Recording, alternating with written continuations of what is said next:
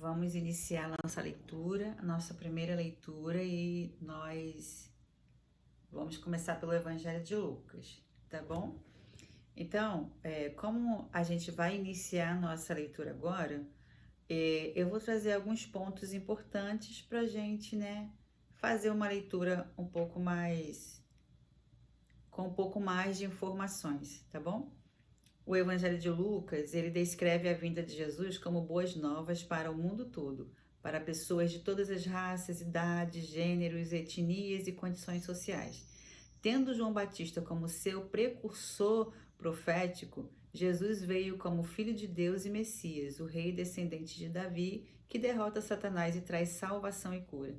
Enquanto Jesus servia, ensinava ao povo e proclamava as boas novas, sofreu a oposição dos líderes religiosos.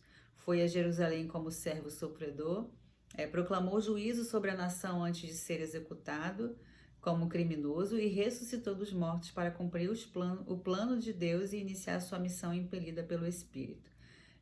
O Jesus ressurreto, o Messias judeu, é o Salvador de todo mundo, né? E aí aqui tem o contexto, né? O Evangelho de Lucas, ele foi escrito no contexto de um conflito crescente entre a igreja e a sinagoga na segunda metade do século. A igreja primitiva não se considerava uma nova religião, mas sim o cumprimento e a plenitude do judaísmo.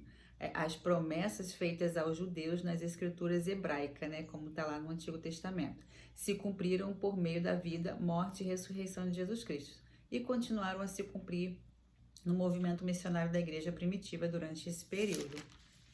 Né? Cada vez mais gentios se tornaram parte da igreja, enquanto muitos judeus rejeitaram as boas novas. Cresceu a divisão entre aqueles que criam que Jesus era o Messias e os que negavam essa alegação. A questão crucial nesse conflito passou a ser: quem é o verdadeiro povo de Deus? É a igreja, constituída de judeus e gentios que creem que Jesus é o Messias, ou são os judeus que rejeitaram Jesus e o consideram um falso mestre? É uma pergunta, né? Lucas trata dessa questão e mostra que Jesus é verdadeiramente o Messias que chama todos, judeus e gentios, a crer nele, né? Depois, se vocês quiserem, eu trago o resumo também do livro, tá bom? E trago mais informações. Quem é o autor, né? A autoria, embora todos os evangelhos sejam estritamente falando anônimos, seus autores não se identificam. O autor de Lucas e Atos foi Lucas, médico e colaborador ocasional do apóstolo Paulo. Em várias passagens de Atos, registradas na primeira pessoa do plural, o autor se descreve como participante das atividades missionárias de Paulo. Aí tem as referências, né? Atos 16, do 10 ao 17, Atos 20, do 5 ao 17, 21, do 1 ao 18 e 27, do versículo 1 até o capítulo 28, versículo 16. Lucas era gentil, né? Tá lá em Colossenses 4, do 11 ao 14. E um de seus temas centrais é o fato de Deus conceder salvação não apenas a judeus, mas também a não-judeus. Sem dúvida, Lucas veio a crer em Cristo por meio do ministério do apóstolo Paulo. Embora, aí deu a referência, né, que é Atos 16, 10, aqui, tá na minha página 1798, só vocês conferirem na de vocês também aí, que é Atos 16, 10. Embora não estivesse presente durante o ministério terreno de Jesus, era um historiador meticuloso e perspicaz. Valeu-se dos relatos de testemunhas oculares e de fontes escritas e orais para investigar em detalhes os acontecimentos que relatou. Seu propósito era escrever de modo que seus leitores tivessem plena certeza daquilo que ele registrava. O público-alvo, né? Lucas dirigiu a obra a um homem chamado Teófilo, nome que significa aquele que ama a Deus, provavelmente um benfeitor que patrocinou o trabalho dispendioso de redigir um livro com essa extensão. Embora seja possível que Teófilo fosse um incrédulo cheio de questionamentos, é mais provável que fosse um cristão que desejava saber mais acerca da origem de sua fé. O trecho em que Lucas se dirige a Teófilo parece com uma dedicatória. Lucas, Atos, também é voltado para um público cristão, mais amplo, constituído principalmente de gentios, mas com alguns integrantes judeus. Esses cristãos buscavam a confirmação e garantia de que o plano de Deus para a salvação estava em andamento, apesar de muitos judeus terem rejeitado Jesus. Lucas confirmou que a igreja, constituída tanto de judeus como de gentios, que havia aceitado Jesus como Messias, representava o verdadeiro povo de Deus. Então a gente vai começar a ler o primeiro capítulo, tá bom? Gastei esse tempo aí para poder a gente entender um pouco mais, né, do livro. E agora a gente vai entrar no primeiro capítulo, tá bom? O capítulo 1. Hoje a gente vai ler o capítulo 1. Muitos se propuseram a escrever uma narração dos acontecimentos que se cumpriram entre nós. Usaram os relatos que nos foram transmitidos por aqueles que desde o princípio foram testemunhas oculares e servos da palavra. Depois de investigar tudo detalhadamente desde o início, também decide escrever-lhe um relato preciso, excelentíssimo Teófilo, para que tenha plena certeza de tudo que lhe foi ensinado. Achei interessante porque Lucas, ele também quer deixar o relato dele, né, registrado. Versículo 5 agora. Quando Herodes era rei da Judéia, havia um sacerdote chamado Zacarias que fazia parte do grupo sacerdotal de Abias. Sua esposa Isabel também pertencia à linhagem sacerdotal de Arão. Zacarias e Isabel eram justos aos olhos de Deus e obedeciam cuidadosamente a todos os mandamentos e estatutos do Senhor. Não tinham filhos, pois Isabel era estéril e ambos já estavam bem velhos. Certo dia, Zacarias estava servindo diante de Deus no templo, pois seu grupo realizava o trabalho sacerdotal conforme a escala. Foi escolhido por sorteio, como era costume dos sacerdotes, para entrar no santuário do Senhor e queimar incenso. Enquanto o incenso era queimado, uma grande multidão orava do lado de fora. Então o anjo do Senhor lhe apareceu à direita do altar do incenso. Ao vê-lo, Zacarias ficou muito abalado e assustado. O anjo, porém, lhe disse: Não tenha medo, Zacarias. Sua oração foi ouvida. Isabel, sua esposa, lhe dará um filho, e você o chamará João. Você terá grande satisfação e alegria, e muitos se alegrarão com o nascimento do menino, pois ele será grande aos olhos do Senhor. Nunca tomará vinho nem outra bebida forte. Será cheio do Espírito Santo antes mesmo de nascer. Fará muitos israelitas voltarem ao Senhor seu Deus. Será um homem com o espírito e o poder de Elias e preparará o povo para a vinda do Senhor. Fará o coração dos pais voltar para seus filhos e levará os rebeldes a aceitarem a sabedoria dos justos. Olha que interessante aqui, eu vou fazer uma pausa rapidinho. Olha como Deus faz as coisas, né? Quando Deus faz as coisas, a gente nota que quando Deus faz, Ele não deixa rastros nenhum para a humanidade se confundir com os nossos feitos, os nossos atos, sabe? Aqui, Zacarias estava orando, né? Porque o que o anjo está dizendo para ele, entregando para ele, é uma resposta de oração, né? Então, o Senhor, a palavra aqui também diz que eles já eram velhos, né? Para ter filhos. E aqui tá dizendo, e o Senhor tá dando o filho para eles depois, na velhice, né? Depois de o entendimento humano entender que já passou o tempo. Mas o Senhor sempre mostra que as coisas que Ele faz vai além do nosso entendimento, além daquilo que a gente imagina. Quando a gente imagina que não tem possibilidade, o Senhor vai lá e mostra que há possibilidade, porque para Ele nada é impossível. Então o Senhor, olha o que o Senhor fez, esperou esse cenário de impossibilidade aos olhos humanos para mostrar, né, para não deixar nenhum resquício de que teria dedo humano nisso, teria possibilidade humana, teria ordem natural nisso. Não, a ordem aqui é sobrenatural, né? Ficou claro. E a gente vê também que João, ele tá vindo para poder trazer, ele é um profeta, né? Para poder trazer essa mensagem para os judeus, né? Vamos lá. No 18 agora, Zacarias disse ao anjo: Como posso ter certeza de que isso acontecerá? Já sou velho e minha mulher também é de idade avançada. O anjo respondeu: Sou Gabriel e estou sempre na presença de Deus. Foi ele quem me enviou para lhe trazer estas boas novas. Ou seja, basta, tenha fé.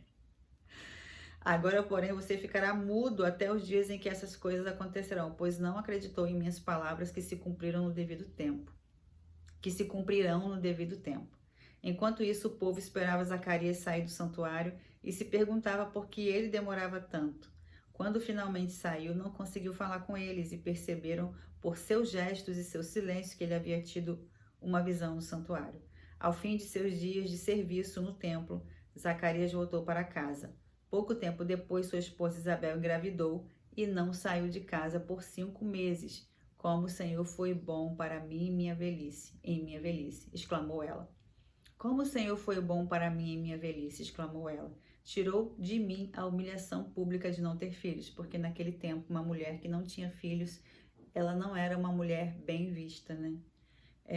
No sexto, agora o 26, né? O versículo 26. No sexto mês da gestação de Isabel, Deus enviou o anjo Gabriel a Nazaré, uma cidade da Galileia, a uma virgem de nome Maria. Ela estava prometida em casamento a um homem chamado José, descendente do rei Davi.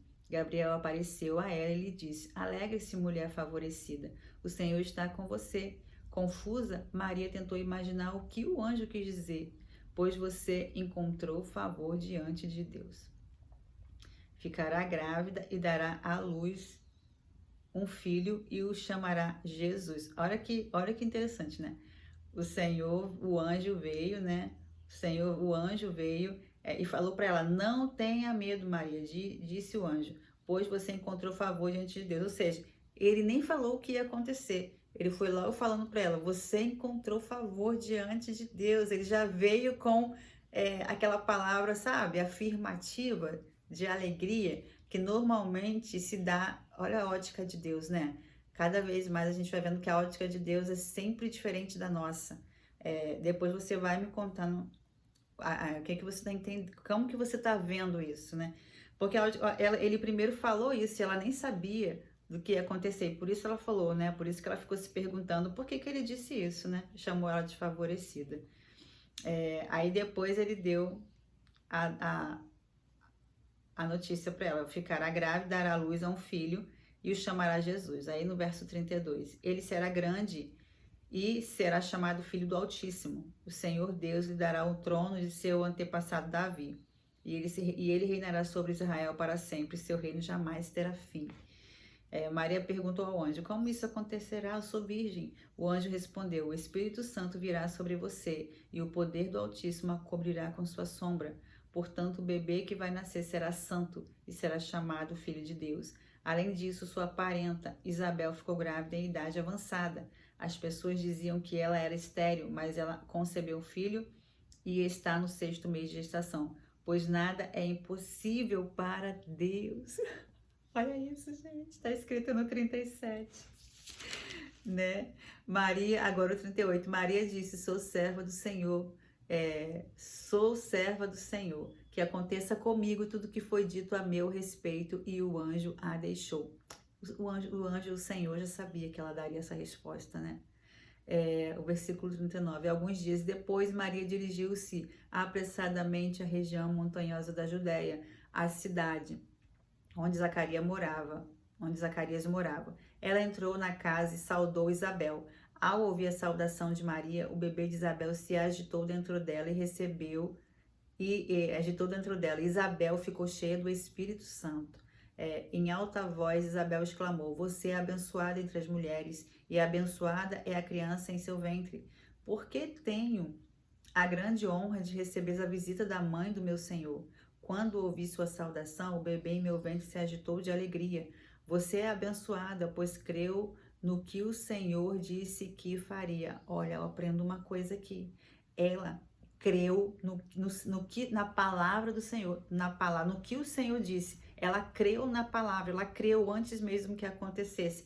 E isso aqui, ó, trouxe alegria, né? Pois creu, você é abençoado. Isso aqui, olha como isso também nos traz bênção, né? Crer no Senhor nos traz bênçãos. Essa aqui, eu aprendo isso aqui agora também, gente. A gente, né, crê no Senhor, porque você assim, poxa, eu creio no Senhor, eu posso trazer alegria para o Senhor, mas não é só isso. Você também traz bênçãos quando você crê no Senhor. É, Magnificat, não, agora o versículo 46, tá?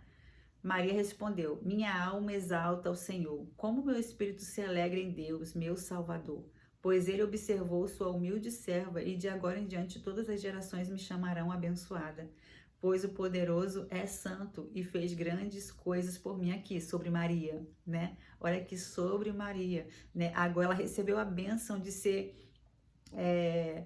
chamada de abençoada pelas gerações futuras a partir daquilo que estava acontecendo com ela, né? E por isso que ela, até hoje, ela é uma mulher bem considerada, né? Pois o poderoso é santo e fez grandes coisas por mim. Agora o versículo 50, né? Demonstra misericórdia a todos que o temem, geração após geração. Isso aqui é atemporal, isso aqui é para qualquer, né? Esse versículo aqui é para todos nós, tanto para eles naquela época quanto para nós, porque ó, ele é atemporal. Demonstra misericórdia a todos que o temem, geração após geração. Seu braço poderoso fez coisas tremendas, dispersou os orgulhosos e os arrogantes. Derrubou príncipes de seus tronos e exaltou os humildes. Encheu de coisas boas os famintos e despediu de mãos vazias os ricos. Ajudou seu servo Israel e lembrou-se de ser misericordioso, pois assim prometeu a nossos antepassados, a Abraão e a seus descendentes para sempre. Maria ficou com Isabel cerca de 3 meses e então voltou para casa. O versículo 37. O versículo 57, perdão, já é sobre o nascimento de João Batista. Então a gente vai ler ele na próxima leitura, tá bom? Então me diz aí o que você achou dessa leitura. Eu vou te aconselhar você reler até o versículo 56 novamente. Faça uma leitura mais pausada, mais lenta. Vai meditando, tá bom? E a gente vai trocando ideias lá. Qualquer dúvida, você coloca lá na nossa célula, coloca no nosso grupo de célula, né? E vai dando ideias também, tá bom? Beijo no seu coração e até a próxima leitura.